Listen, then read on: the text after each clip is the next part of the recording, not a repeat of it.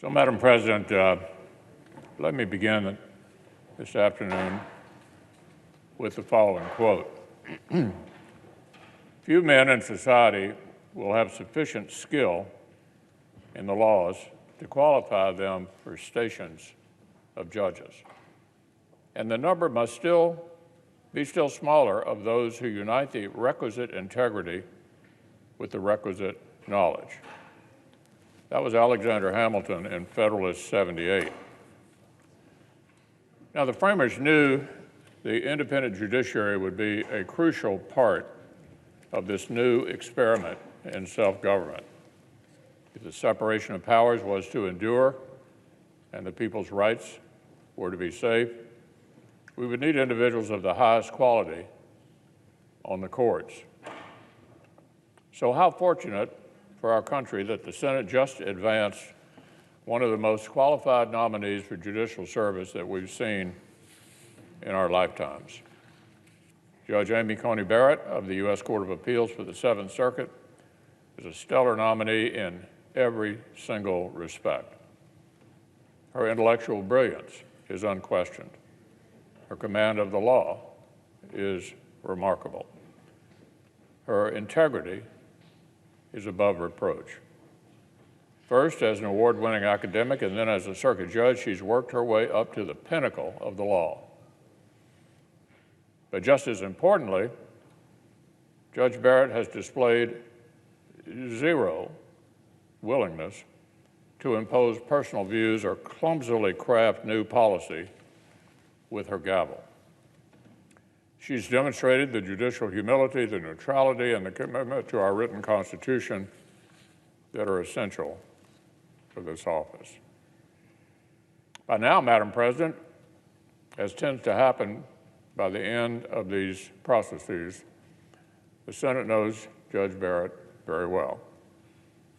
Senators saw the Judiciary Committee put the nominee through her paces with days of exhaustive questioning.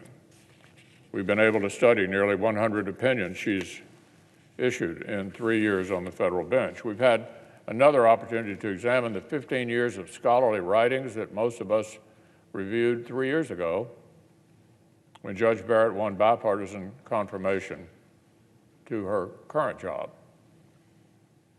And we've been deluged by personal testimonies from every corner of Judge Barrett's career and life to confirm just what a remarkable person this nominee is.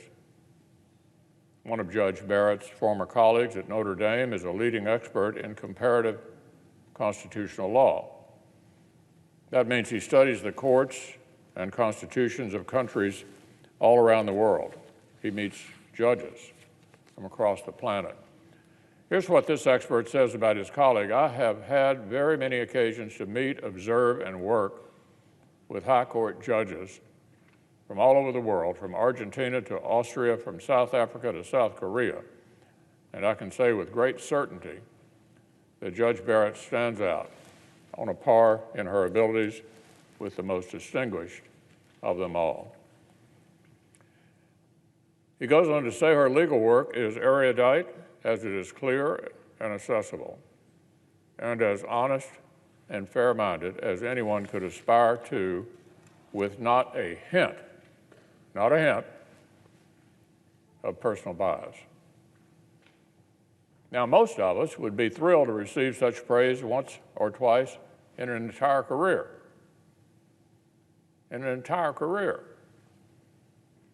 But Judge Barrett seems to provoke this reaction in absolutely everyone. The highest professional compliments seem to be the default reaction of anybody who crosses her path, anybody who comes in contact with her. 81 of her law school classmates from diverse backgrounds, political affiliations, and philosophies say the nominee embodies the highest caliber of intellect, fair-mindedness, empathy, integrity, humility, good humor, and commitment to justice. They also said, as fellow students, we've learned more from Amy than the professor. Learned more from Amy than the professor. 3 years ago, More than 70 fellow scholars wrote the Senate calling her scholarship careful, rigorous, and fair-minded. They said her personal integrity earns wide respect. And listen to this, every one of the Supreme Court alumni who clerked alongside Judge Barrett wrote us to share their unanimous view that she is a woman of remarkable intellect and character. That means, colleagues, that was the clerks to Ginsburg and the clerks to Breyer as well, all of them, without exception.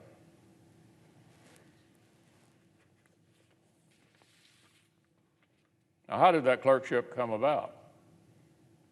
By the way, after one of her professors, who's now a university president, wrote Justice Scalia with one sentence, Amy Coney Barrett is the best student I ever had. But before she clerked for the Supreme Court, she clerked for Lawrence Silberman on the D.C. Circuit, who by his own admission is an Ivy League snob. And he got a call one day from a professor at Notre Dame, and he said, I know you only take clerks from mostly Harvard and Yale, but this is the best student I ever had at Notre Dame. And so this Ivy League snob decided to take a chance on somebody who didn't go to Harvard or Yale. That was Amy Coney Barrett, and then he called his good friend Nino Scalia, and he said, goodness gracious, you don't want to miss this opportunity to have this clerk. So we've got here a uniquely qualified person.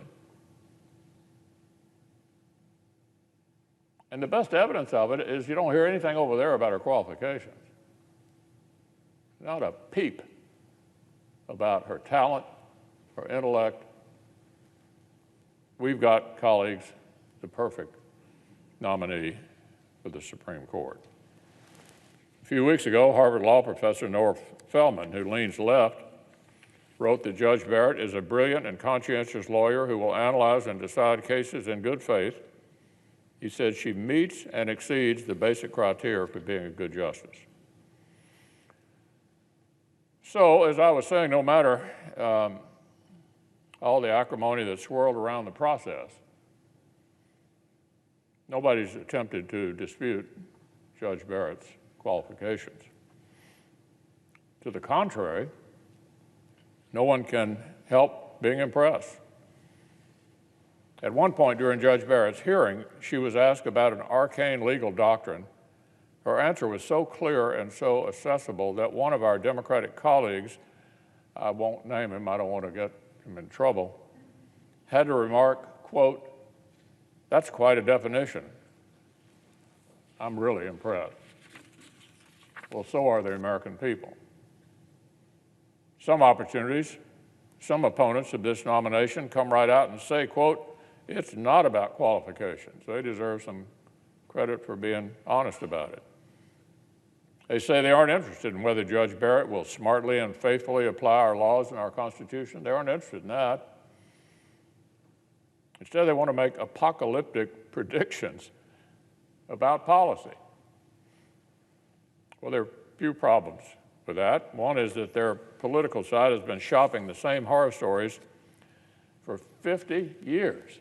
They've been saying the same thing for a half a century about every Supreme Court nominee by a Republican president, without exception.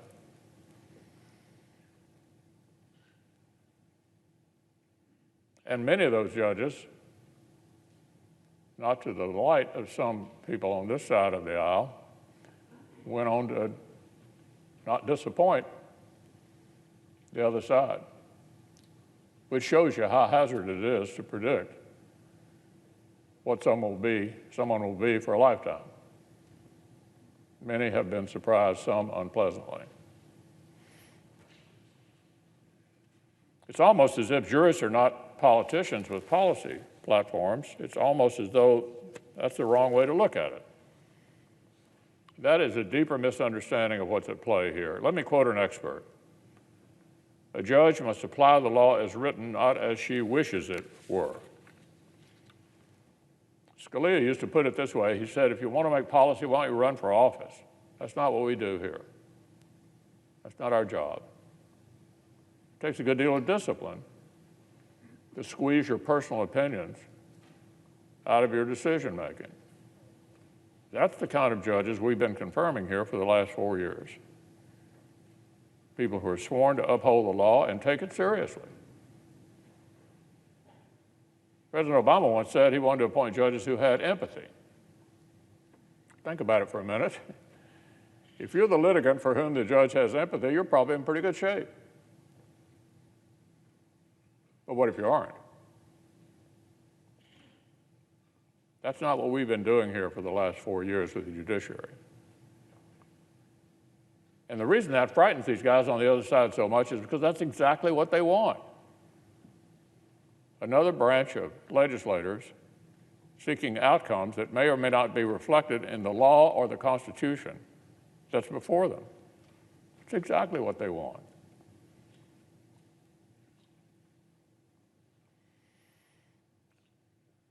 Courts have a vital responsibility to enforce the rule of law, which is critical to a free society, but the policy decisions and value judgments of the government must be made by the political branches elected by and accountable to the people. The public should not expect courts to do so, and courts shouldn't try. Now, who said that? That was Amy Barrett who said that. She understands the separation of powers far more keenly than her critics. She understands the job of a judge. Our Democratic colleagues should not have tried to filibuster this exceptional nominee. They should have listened and actually learned. I loved during the hearing when Senator Cornyn said, "What do you have on your notepad?" She held it up, nothing. Nothing. No notes at all. And we got 2 former Supreme Court clerks on that committee, Senator Cruz, Senator Hawley. And I've heard them say over and over again, 3? Oh, Mike, sorry. 3. So they've been around the best at the highest level. Nobody's seen anything better than this. This is something to really be proud of and to feel good about. We made an important contribution to the future of this country. A lot of what we've done over the last 4 years will be undone sooner or later by the next election.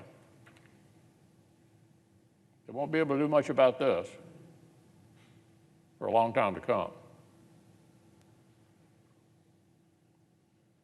Fortunately for Judge Barrett and for our nation, history will remember what is already clear.